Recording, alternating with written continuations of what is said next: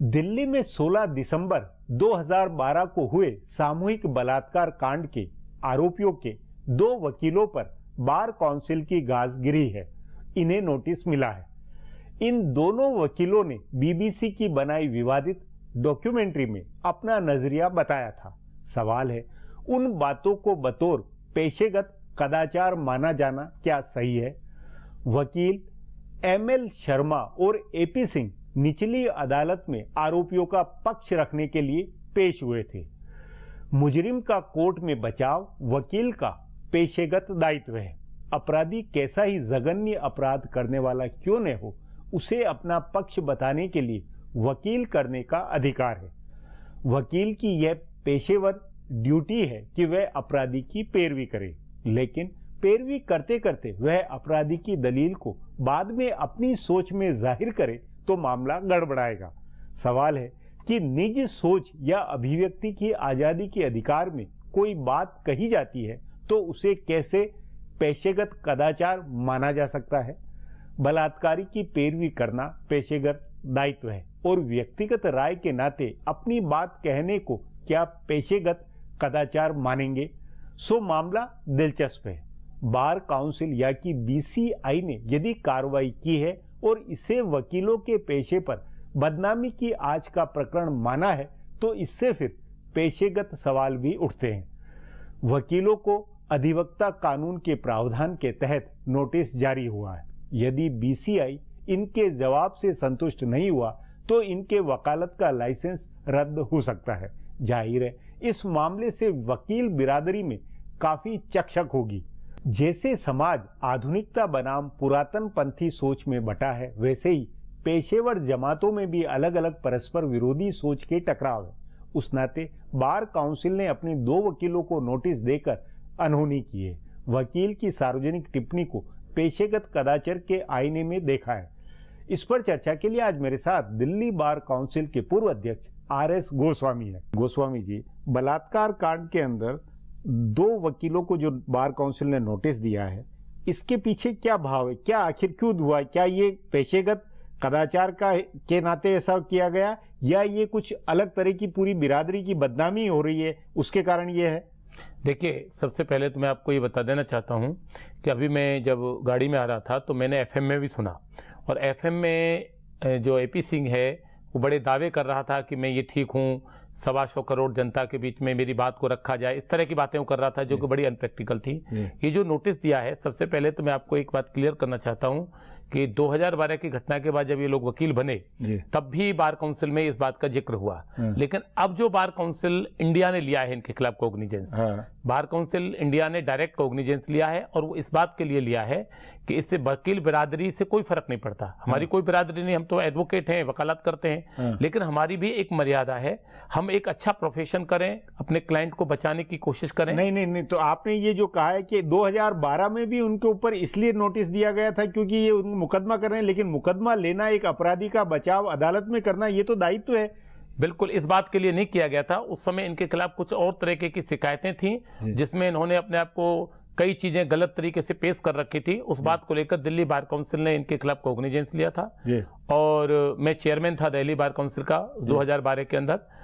लेकिन जो आज कॉग्निजेंस लिया गया है कि ये जो अपने प्रोफेशन से अलग हटकर, मतलब ये तो उनकी लेकिन निजी राय है या उनकी जो एक सोच है समाज, उस सोच का प्रतीक है, ये इसको प्रोफेशन से कैसे जुड़ा हुआ माना जा रहा है? प्रोफेशन से इसलिए जुड़ा माना जाता है कि जिस चीज का वो स्टेटमेंट दे रहे हैं वो ये कहें कि हमारा व्यक्तिगत राय है, वो अपनी राय को वकालत से जोड़कर देख रहे हैं और समाज को इस तरीके का मैसेज दे रहे हैं जिससे आपने जो एक बात कही उस बात से मैं सहमत करता हूं। उससे तीनों बातें सिद्ध होती हैं। हमारे यहाँ केवल मिसकंडक्ट के कई परिभाषाएं, जो हमारे 35 एडवोकेट एक्ट है उसमें ये भी है कि यदि एक वकील का जो आचरण है और वो इस समाज के खिलाफ जाता है किसी बात को लेकर, आप यदि कोई स्टेटमेंट देते हैं कोर्ट के साथ, कोर्ट में आप क्रॉस एग्जामिनेशन करते हैं, कोई भी क्रॉस कर सकते हैं, आर्गुमेंट करते हैं अपने क्लाइंट के, लेकिन कोर्ट से बाहर जाकर यदि आप एक कोई ऐसा वक्तव्य देते हैं जिससे समाज की भी प्रतिष्ठा गिरती है, कानून से परे जाते हैं आप, और एक एडवोकेट बरादरी वाली बात भी जो आप कहना चाहते हैं मैं उसको भी बड़ा क्लियर कर दूं। यदि हमको ऐसा लगता है कि हमारा एक एडवोकेट एक समाज में जाकर अनैतिक आचरण की बातें करता है जो मिसकंडक्ट की परिभाषा में हमारे केवल ये नहीं आता कि एक प्रोफेशन से जुड़ा हुआ है, अदरवाइज मिसकंडक्ट की परिभाषा में आता है इस बात को लेकर बार काउंसिल इंडिया ने उनको नोटिस दिया है। नहीं, लेकिन यहाँ फिर एक बुनियादी, क्या ये एक अभिव्यक्ति की आजादी वाला मामला, वो अगर ये अपने बचाव में कहे कि भाई हमने कोर्ट से बाहर आकर जो कहा है वो उस जो हमारा मुवक्किल है उसकी बात को हम कह रहे हैं, तो अगर वो ये एक तर्क के आधार पर उनके तर्क दोहराए बाहर आकर प्रेस कॉन्फ्रेंस में या इसमें, तो उसमें क्या हर्ज है? देखिए ऐसा है, प्रेस की जो अभिव्यक्ति है, आपने ये देखा होगा प्रेस की अभिव्यक्ति में बहुत चीजें आती हैं, लेकिन बहुत कहीं लिमिटेशंस भी होती है। जहां हम एक समाज में एक तरफ ये कहते हैं कि यत्र नार्यस्तु पूज्यन्ते रमन्ते तत्र देवता, जहां नारी की पूजा होती है वहां ईश्वर निवास करता है, एक तरफ हम इस बात को लेकर चलते हैं।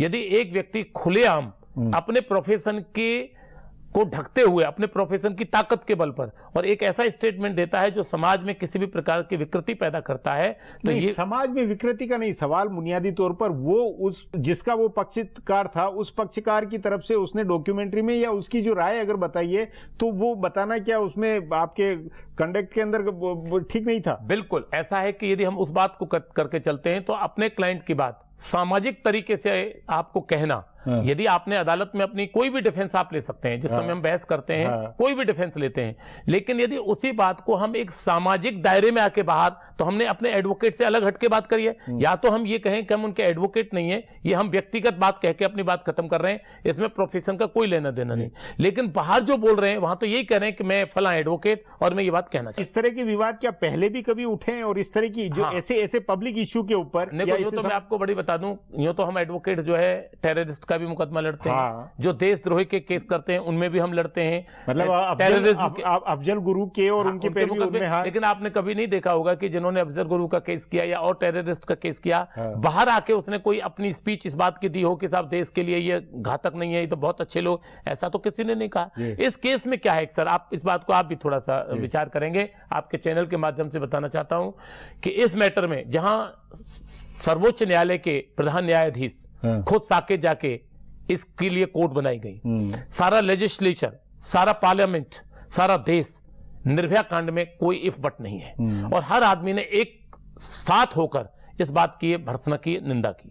लेकिन यदि हमारा एक साथी, हमारा भी नहीं, उसको भी एक पावर है, एक एडवोकेट है, एक साथी एक इस तरह का स्टेटमेंट दे कि जिससे कि अब आपने जो बात स्वतंत्रता की कही प्रेस की, उस बात को आप अलग, वो एक राय उसने रखी कि ये मेरी राय है, एक मैं राय के नाते अपनी बात कह रहा हूं, ये मेरा सोचना है, ऐसा मेरा सोचना है। राय के साथ साथ उसने और भी बात करी है, जो डॉक्यूमेंट्री को आप देखेंगे, राय के साथ साथ उसने ये भी कहा है कि उसको निर्भया को ये नहीं करना चाहिए था, निर्भया को वो नहीं करना चाहिए था।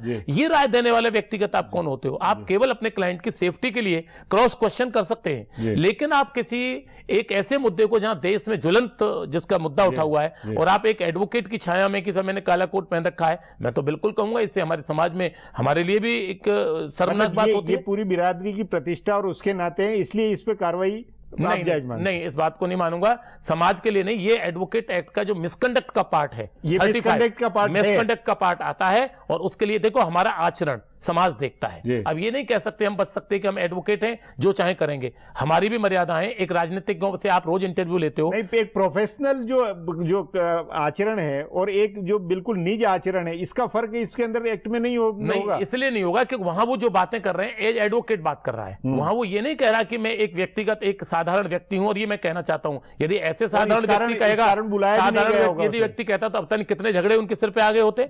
केवल जो समाज भी कोई कार्रवाई नहीं कर रहा या जनता भी कोई कार्रवाई नहीं कर रही, वो इसीलिए तो नहीं कर रही कि वो एडवोकेट की छाया में, हमसे भी तो लोग क्वेश्चन करते हैं, बार काउंसिल से एज चेयरमैन से भी तो पूछते हैं। उस नाते मेरी बिरादरी के अंदर आपके पूरी तरह से आम राय इस पे मुद्दे पर होगी।